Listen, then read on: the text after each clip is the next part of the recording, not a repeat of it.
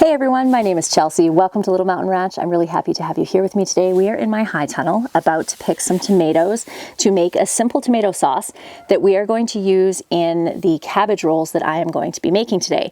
Yesterday we harvested all of our cabbages out of our garden. I put a whole bunch of them in the root cellar, but I also brought a bunch of them up to the house, and I need to turn those cabbages into something so they don't go to waste. So we're going to be making some sauerkraut. We are going to make some pickled coleslaw, which is something we really like. I did do a fairly good sized batch of it earlier this summer, but I want to make more. This is the first time I have ever made cabbage rolls, although it is something that most of my family likes. I don't know why I haven't made it before, because it's one of those really economical, super easy to make recipes. But there is a first time for everything. I'm going to make a good sized batch today, and if it turns out well, I plan to make a whole bunch for the freezer because cabbage rolls freeze really well. We did end up getting some frost last night. It got pretty chilly, but so far there doesn't seem to be any frost damage on the tomatoes in the high tunnel, which is great. This is the first time that I have grown these beautiful amethyst tomatoes. Aren't those gorgeous? I'll put a link to them down in the show notes for you, but they are delicious and so pretty and quite prolific as well. Just about to the end of the high tunnel, that is for sure. I like throwing cherry tomatoes into my sauces. They have such awesome flavor. Nice and sweet. Usually pretty acidic, which is my preference when it comes to tomatoes. We do have the shade cloth off the high tunnel now. It's not getting so hot in the day that I have to worry about overheating things in here or sterilizing any of the flowers, which the heat can do. Look at that beauty. Some nice big tomatoes this year. This is one of those Cherokee purples, and I was sharing with you about how you really need to pick them before they look fully ripe. And this is exactly why. So even though it has a little bit of green on the top like that, it's very soft and it has split. Pick them when they're like this and just let them finish ripening on your kitchen counter. Oh my goodness. Look what we have here. A tiny little watermelon. The tiniest little watermelon I have ever seen. That is a pretty tomato. I have a whole bunch of tomatoes on this side to pick, but I think I'll come down later and grab those because my box is just about full. Some beautiful pink brandywines coming on in here. But I think that should do us for right now. We still have lots of tomatoes. You can probably see all the red as we're walking along here that we need to pick. I suspect by the end of this week, we will end up clearing out the entire high tunnel and ripening some of these tomatoes inside, because it is definitely going to freeze down here pretty quick. That's a nice little box though. I don't normally save seed from my sunflowers because they drop seed in my garden, self-seed everywhere. All the sunflowers that you can see are all self-seeded. However, I am so in love with our big giant bush style sunflower here that I am going to save seed. I have one flower head right up there that I'm going to try to very carefully take off and go put in the greenhouse so that I can dry out and I can save seed from it, because I want to have a whole bunch of these beauties next year. Now, how can I get in there? Number one, without getting stung. There's lots of bumblebees in there. Number two, without breaking off any of these other flowers that are on it. Let's try back around this way. Don't sting me, little bumblebees. Got one little one off. It wasn't the one I was going for, but there's still some seed in there. This one is the one that I want. A knife would probably be practical here. There we go. And the reason that I didn't want to, oh dear, oh no. So I was just gonna say, so the reason that I don't want to leave it on there is because the birds are going to come along and eat all the seeds. And look, do you see any seed in there? I don't. There's a little tiny bit right in the middle, but the birds have already come and eaten all of those off. They've just started digging in on this one here, so I might be able to get some out of there, but they're not really very mature. Oh dear. I wasn't quite quick enough, apparently. Okay. I have one here.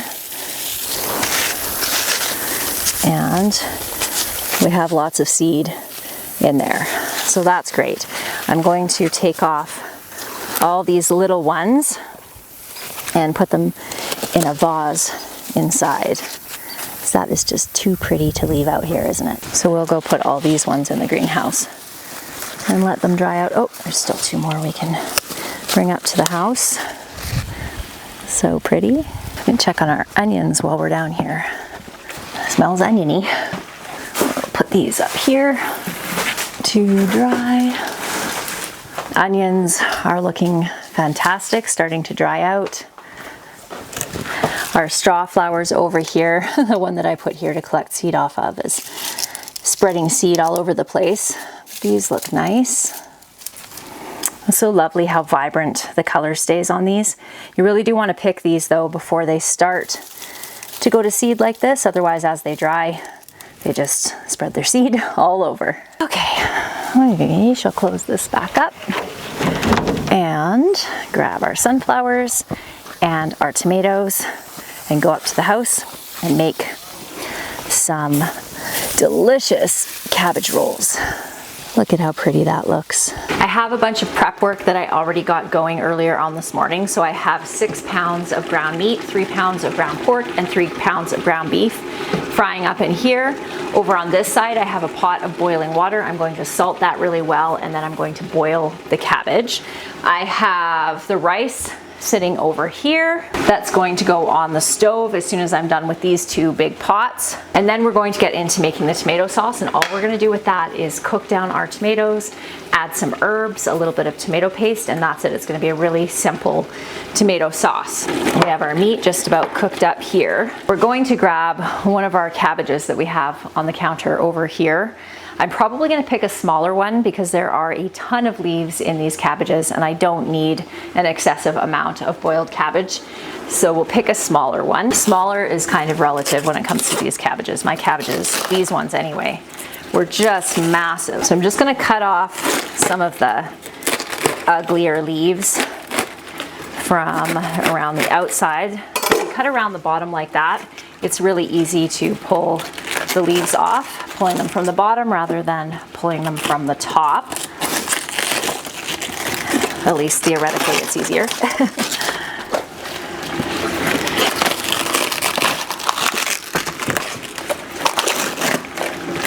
There, that looks beautiful. Look at that gorgeous cabbage. So we're going to cut this in half. I'm just going to cut this end off because there's a little bit of dirt on there. And then we are going to drop this entire thing right into our pot of boiling water. I'm going to salt this water really well. So we'll wait until this is nice and soft and then pull it out and let it cool down before we handle it. This stuff out to the pigs. Okay, let's see. This ground meat is pretty well done. I am really into super economical meals right now and sharing that with you guys because with the price of food and with the projected increases in the price of food over the next little while, I really want to share with you ways, and for our own family as well, ways to be able to cook really healthy, delicious meals that are inexpensive. So ground meat is definitely not something that is inexpensive. However, for an average meal, 1 pound of ground beef and then using an equal amount of rice to make this filling is a really great way to stretch ground meat. You could even increase the ratio of meat to rice. I'm going to do around half and half, but you could have a higher amount of rice. And I know rice is going up in price right now too, but compared to ground meat, it is definitely less expensive. So this cabbage is done. So rather than dump this water out, because I may need some more cabbage, I'm just going to scoop these cabbage leaves out into the colander, and then we'll have the water to make more if we need it. These are nice big cabbage leaves. So this is 6 cups of rice to 12 cups of water. So that I can put my other pot onto the stove, and into this pot I'm going to put all the tomatoes. Actually, I'll bring it over here so that I can just wash and throw my tomatoes right in to here. And you need a paring knife. Try to use blemish-free tomatoes for canning, but for something that we're just eating fresh like this, obviously I would cut off anything that was like moldy or rotten or whatever, but for, ooh, that's hot. But for this, I'm just cutting off the bad bits. We have our tomatoes here. We're gonna start cooking those down. And like I said, we're gonna keep this sauce super simple.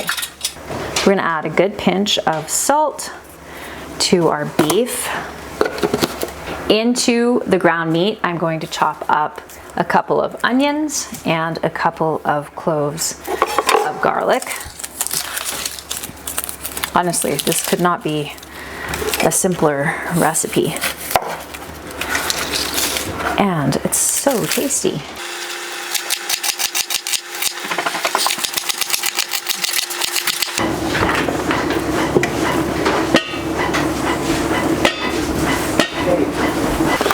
Okay, so we have our rice done here, and this is just done so it's barely soft. So there's still some texture to it, so it's not mushy.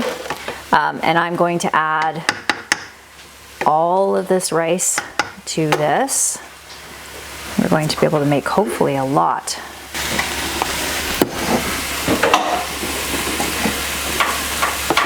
Maybe not quite all of it. So I have decided that I am going to add some garlic powder to this rather than chop up garlic. I just don't feel like chopping up garlic right now. And add some pepper. So I'm just kind of winging these measurements here, and I'll just taste it as I go. So this is what we have so far. So I'm just frying up our onions here. I think I'm gonna add a bit of butter. If you've been here for a while, you know that I like butter, and the more the better usually.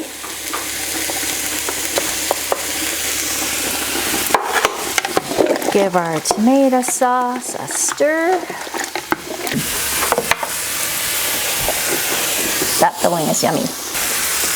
So this is what we're gonna eat for supper tonight. For lunch today, we're gonna have the leftover borscht that I made yesterday. So food is going to be all done for the day by noon, which is the way that I like it. I'm not always good at that, but it is what I aim for, because I just find by the time it comes around to supper time, like 4 o'clock in the afternoon, I am usually not very enthusiastic about wanting to put together a big meal.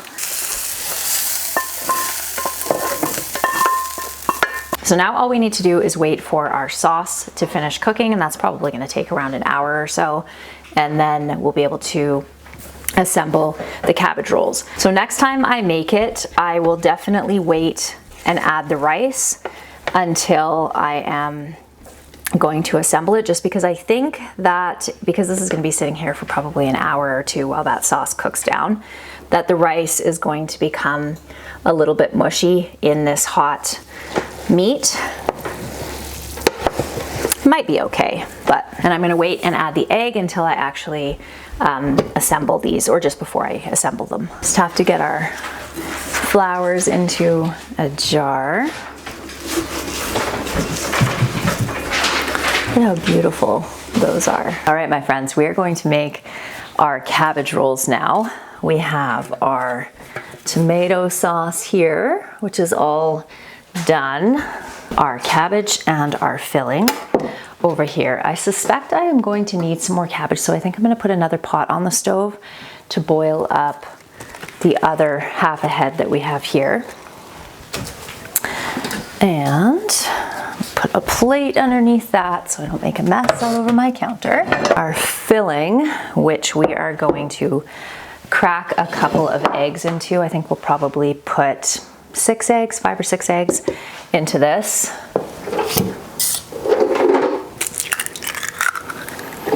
So this is just going to be for binding everything together. Make that 5. I think 5 looks about right. And the rice definitely did soak up a lot of the juice from the meat. So I went really heavy on the rice with this, but I think it's going to work out just fine. All right. Cabbage leaf.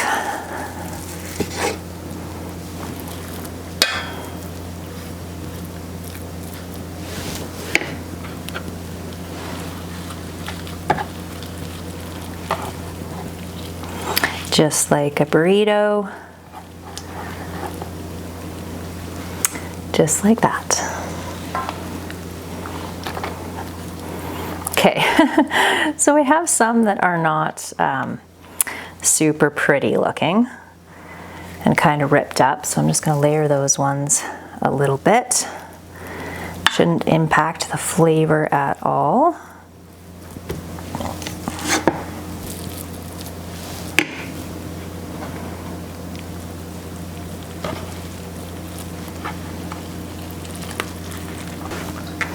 I am very happy with how quickly and easily these are coming together.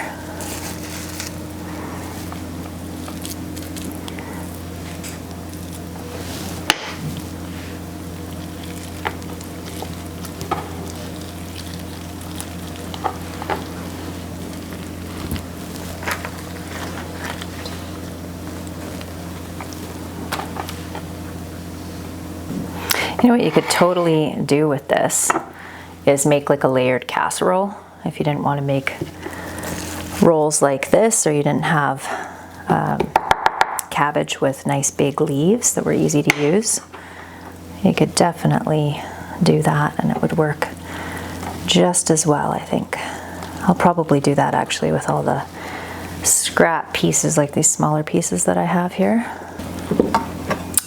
One tray down. Okay, so I have all these little bits here. So I think what I'm going to do is do like I was saying and make a casserole out of it. I am definitely going to do some more cabbage because I need to. I guess I have so much filling here, which is great. Anything that we don't end up eating for dinner tonight, I will just pop in the freezer, because I don't know if I mentioned this earlier, but these cabbage rolls freeze really well. So I've put a layer of cabbage down. Let's see, is my water done? Put some water on the stove and we'll lay some filling in there. I need more cabbage just for this, and then I'm going to put the tomato sauce on the top of this and I'll bake that all together. Here I was saying that I didn't need one of my big huge cabbages, but I think I'm actually going to do another entire cabbage. This one is quite a bit smaller than that other one. After we're done making these cabbage rolls, I did end up doing, this is 1.5 heads. Okay, let's get going on the rest of these. Oh, I'll take a couple of these and cover up the rest of the top of that one. And I think we're gonna get 4 trays out of all this filling. That's awesome.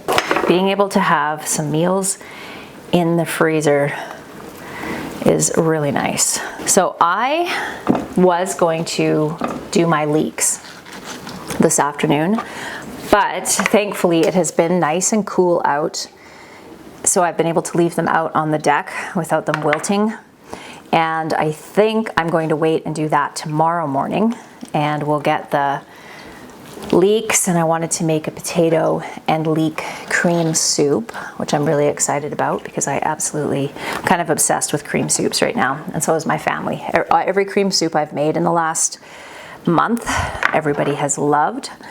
So I think we're gonna do that, but we'll save that for tomorrow. We'll get these beautiful leaves. Look at that. This is perfect. So we'll get these guys all done.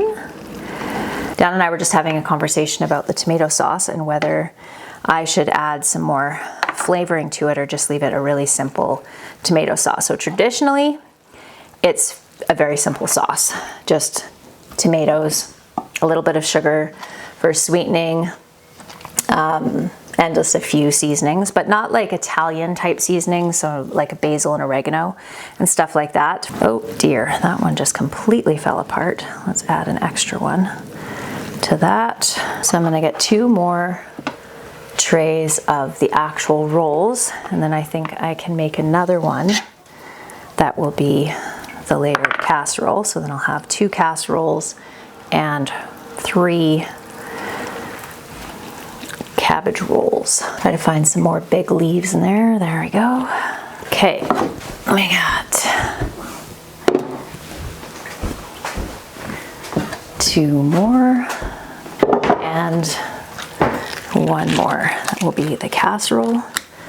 And then I'll just put whatever extra filling I have on the top of the one that I have over there. Okay, that worked perfectly.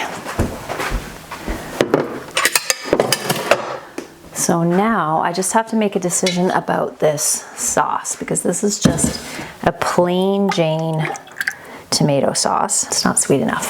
Well, it's close, but not quite. I feel like it needs a little bit more black pepper. I think it needs a little splash of balsamic vinegar and just a little tiny bit of brown sugar. Let's see what that does better. So now I'm just going to use my immersion blender and make that a little bit more smooth. Okay, a little bit of sauce. So this is another homegrown meal. Now these are all pre-cooked. You could actually eat these cold if you wanted, but I'll heat it up at dinner time. So there, don't want to make them too saucy. There, that looks fantastic. And I still have some sauce left that I can use for something else. So now dinner is made. I have a couple of trays to go into the freezer for one of these days when I don't feel like cooking dinner. I always love that. I'll let you know how they taste tomorrow morning when we're going to get back together, and I am going to work on getting all those leeks processed. So I'll see you then. It's actually a few days since I filmed making the cabbage rolls, but I do have, let me show you what we've done here. All of the leeks all chopped up. These were actually chopped up yesterday, and I just left them soaking in water overnight. I am going to give them a rinse off now and then put a whole bunch of these into the freeze dryer. But I'm also going to make up a leek and potato soup. I'm not using a recipe for this, I'm just kind of winging it, but it's mostly just gonna be leeks, butter, tomatoes, I always say that, potatoes, leeks, butter, potatoes, a few seasonings, I think I'm gonna use some chicken broth and a little bit of cream. So the simplest soup ever, but I think it's gonna be delicious. So we're gonna start with turning our element on, adding around 1/4 cup of butter in there. I think I need more butter than that though. A little bit more butter. And we're gonna put a whole bunch of our leeks in there. I'm going to try to get this soup done fairly quickly because we are on our way over to my mama's this morning to spend the day over there. So I'm putting, I don't know, probably 4 cups of leeks into this soup. And then we're just gonna top the rest of this off with potatoes. Okay, I got all my trays for my freeze dryer. And we are going to freeze dry a whole bunch of these. My freeze dryer can only do 4 trays. I do want to upgrade it to a 5 tray, which apparently you can do, but right now it's currently a 4 tray. But I have an extra set of trays so that I can pre-freeze those, and then as soon as the freeze dryer is done, I can load it right back up again. If you want, you can actually just throw your leeks right into the freezer. You don't have to blanch them. Although if you do blanch them, it does extend the amount of time that they'll stay good in your freezer. But for freeze drying, you can just put them right into the freeze dryer straight up without blanching.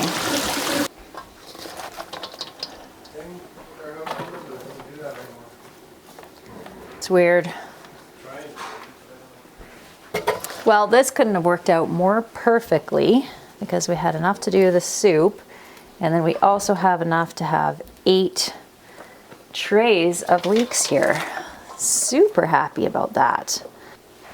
And this was somewhere around probably 30 plants. I've used some of them during the summer, but I'm really happy with that amount. So I'm going to put 4 of these into the freezer and 4 into the freeze dryer. So I'm just going to chop these into bite-sized pieces and throw them right in our soup pot. Let's see if that boat trailer has. What type of soup are you making? Potato and leek. Is that for supper? Yep. Because Nana is making chili for us. For you, Nana's chili. It is good. We have our jars of chicken broth. We're going to put into our soup. I'm going to add for seasonings just thyme and and salt and pepper.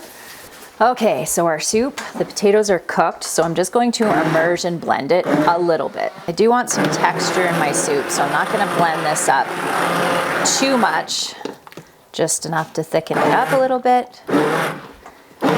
And then I am going to add some cream.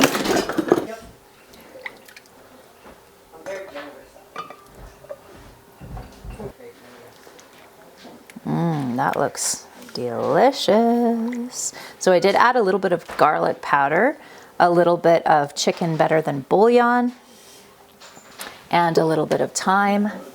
Now we'll give it a try. Looks good.